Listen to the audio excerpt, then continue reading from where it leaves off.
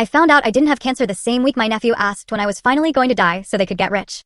I had planned to tell my family the good news at dinner. The doctor had called that morning with the results. Full remission. No cancer. Clean scans. I'd been holding that news inside all day. My girlfriend Emma squeezed my hand under the table. She knew this dinner was supposed to be a celebration. Then my 7-year-old nephew Tyler threw his fork across the room and yelled at my sister Rachel.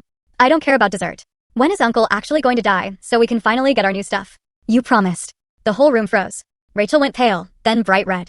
She yanked Tyler toward the hallway, whispering sharply that he shouldn't ever say things like that. My mom started rambling about how kids don't understand what they're talking about, how he must have overheard something wrong. My brother-in-law wouldn't even look at me. The words I had prepared disappeared from my mind. Emma tightened her grip around my hand and quietly asked if we should leave. I nodded and said I was tired.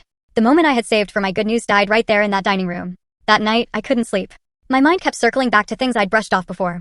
My mom asking about my life insurance last month, saying she just wanted to make sure everything was covered right.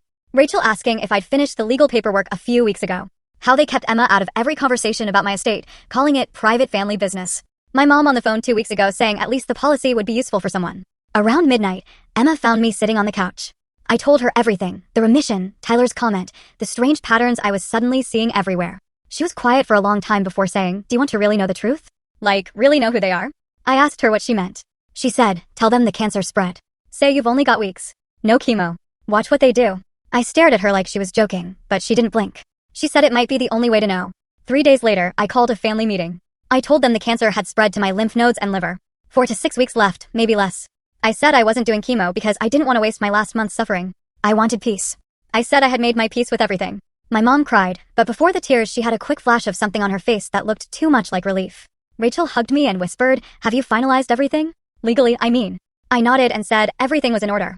She said that was good, that they just wanted to be sure I was taken care of. Over the next 2 weeks, Emma and I watched everything unfold. My brother-in-law quit his job, telling his boss the family would be financially secure soon. Rachel told neighbors they could finally relax. My mom booked a $12,000 European cruise set to leave in 6 weeks. She told the travel agent it was a healing trip after a family loss. Rachel and Dave started tearing apart their kitchen themselves. Ripped out the cabinets, ripped out the counters, tossed every appliance. Emma drove by and saw the dumpster piled high with the remains of their entire kitchen.